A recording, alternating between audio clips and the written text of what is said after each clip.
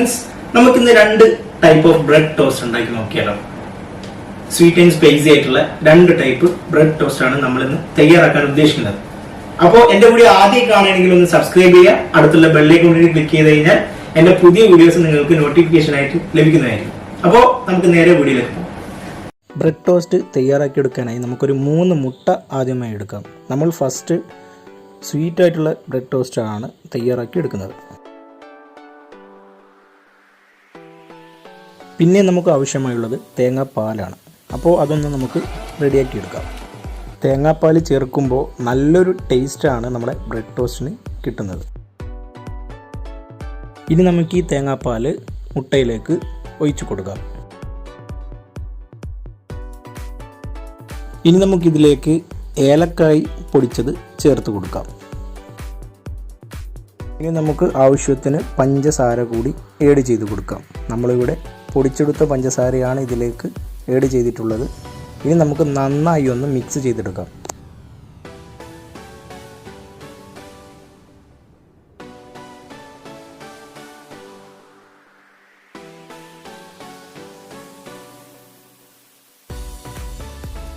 ഇനി നമുക്ക് ചൂടായി വന്ന പാനിലേക്ക് ബട്ടർ ഇട്ട് കൊടുക്കാം.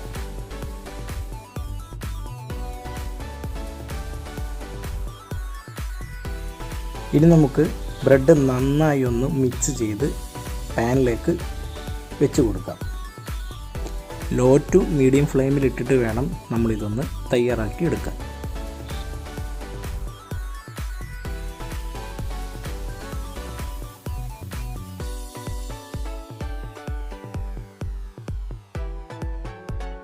അടിഭാഗം ചൂടായി വന്നതിന് ശേഷം നമുക്കിതെല്ലാം ഒന്ന് തിരിച്ചിട്ട് കൊടുക്കാം.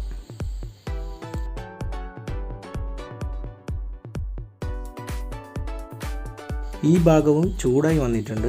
നമുക്കിതൊരു പ്ലേറ്റിലേക്ക് സെർവ് ചെയ്യാം.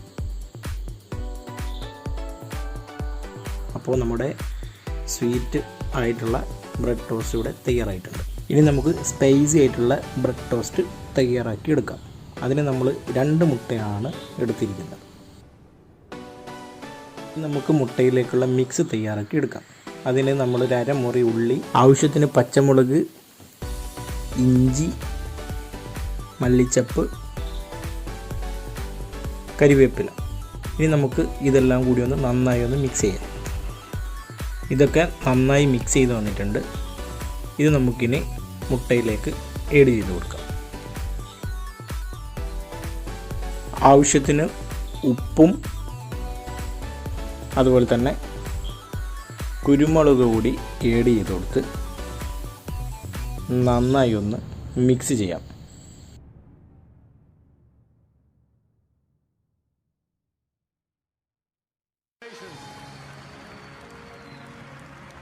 ഇനി ചൂടായി വന്ന പാനിലേക്ക് നമുക്ക് ബട്ടർ ഇട്ട് കൊടുക്കാം.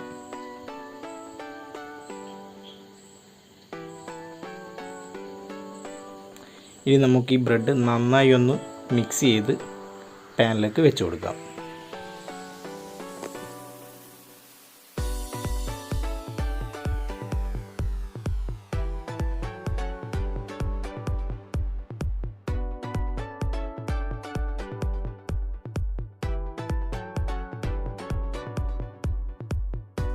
അടിഭാഗം ചൂടായി വന്നതിന് ശേഷം നമുക്കിതെല്ലാം ഒന്ന് തിരിച്ചിട്ട് കൊടുക്കാം.